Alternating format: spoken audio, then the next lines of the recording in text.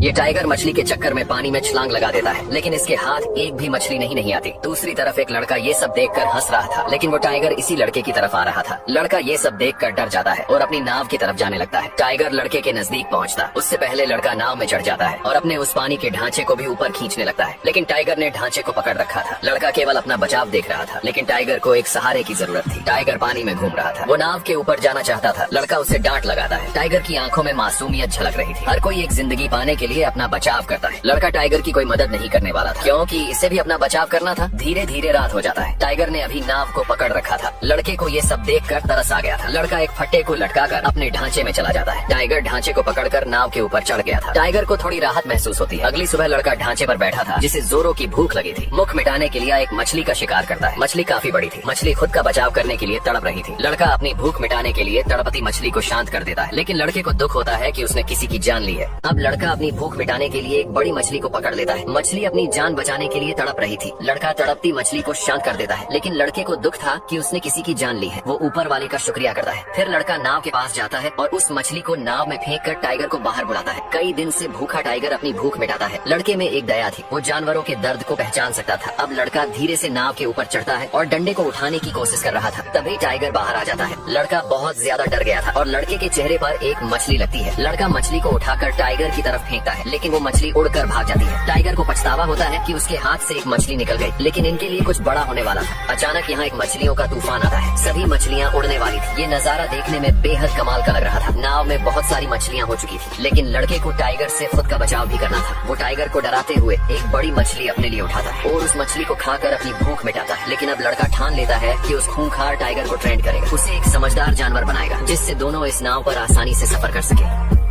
अब लड़का उस खूंखार टाइगर को एक डंडे की मदद से ट्रेन करता है। टाइगर बहुत गुस्से में था, लेकिन लड़का हार नहीं मानता। वो हर तरह से प्रयास करता है। डंडे में मांस के टुकड़े फंसाकर उसे खिलाता है, ताकि टाइगर एक पालतू जानवर की तरह बर्ताव करे। आखिर में लड़का चिल्लाकर उसे अंदर भेज देता है। आज की ट्रेनिंग काफी अच्छी हुई थी, लेकिन लड़का अभी भी टाइगर से अलग अपने ढांचे में रहता है, क्योंकि टाइगर पर भरोसा नहीं किया जा सकता था। धीरे धीरे कई दिन बीत जाते हैं। लड़का टाइगर के बिल्कुल करीब आ चुका था। टाइगर भी लड़के को कोई नुकसान नहीं पहुंचा रहा था। तभी लड़के ने देखा एक भयानक तूफान इनकी तरफ आ रहा था। ये तूफान जानलेवा तूफान था, लेकिन लड़का इस तरह के तूफान से बहुत खुश था। लड़का चिल्लाकर ऊपर वाले को शुक्रिया कहता है। आखिर जो भी हो, प्रकृति के आगे दुनिया की हर एक चीज फीकी है। लड़का और टाइगर इस भीषण तूफान में खुद को एक नाव पर संभाले हुए थे। अगली सुबह सब शांत हो चुका था, लेकिन आसमान का नजारा बेहद सुकून भरा था। अब पूरे 1 महीने बीत चुके थे। भूख के कारण दोनों की हालत बुरी हो चुकी थी। दोनों कमजोर हो चुके थे। लड़का टाइगर के पास जाता है, उसके मुंह में पानी डालता है। आखिरकार अंतिम घड़ी में लड़के ने टाइगर को छूकर महसूस किया। टाइगर भूख के कारण कमजोर हो चुका था। दोनों एक अच्छे दोस्त बन चुके थे। इतनी भूख टाइगर कभी बर्दाश्त नहीं करता, लेकिन आज वो बिल्कुल लाचार और मजबूर था। अब टाइगर और लड़का दोनों भूख से तड़प रहे थे। पूरे 15 दिन तक खाना न मिलने से दोनों बहुत कमजोर हो चुके थे और जीने की उम्मीद छोड़ चुके थे। लड़का अपने मम्मी पापा को याद करता है, जो अब इस दुनिया में नहीं थे। अगली सुबह लड़के की आंख खुलती है और वह देखता है कि उनकी नाव एक आइलैंड के किनारे लगी हुई है। लड़का नीचे उतरकर नाव को बांध देता है और वहाँ की जंगली घास खाने लगता है। ये आइलैंड कुछ अजीब था। तभी लड़के को किसी की आवाज सुनाई देती है। उसने देखा कि वहाँ बहुत सारे नेवले थे। लड़का उनके बीच चला जाता है और पानी में कूदकर नहाने लगता है। इस आइलैंड पर बहुत सारे नेवले रहते थे। टाइगर भी नेवलों का शिकार कर अपनी भूख मिटा रहा था। धीरे धीरे सूरज ढलने लगता है और सभी नेवले जंगल के अंदर जाने लगते हैं। लड़के ने रात बिताने का इंतजाम कर लिया था, लेकिन नेवले फिर भी उसके पास आ गए। लड़का उन्हें भगाने की कोशिश करने लगता है। रात का समय कुछ अलग सा दिखाई दे रहा था। लड़का एक फल तोड़ता है और उसे खोल कर देखता है, लेकिन वह फल जहरीला था। इस आइलैंड पर रात के समय हर चीज जहरीली हो जाती थी। अगले दिन लड़का वहाँ से जाने की तैयारी करता है। उसने बहुत सारी जंगली घास और मीठा पानी अपने साथ रख लिया था। फिर वह टाइगर को आवाज लगाता है। टाइगर भागता हुआ आता है और नाव पर बैठ जाता है। दोनों अगले सफर के लिए निकल पड़ते हैं।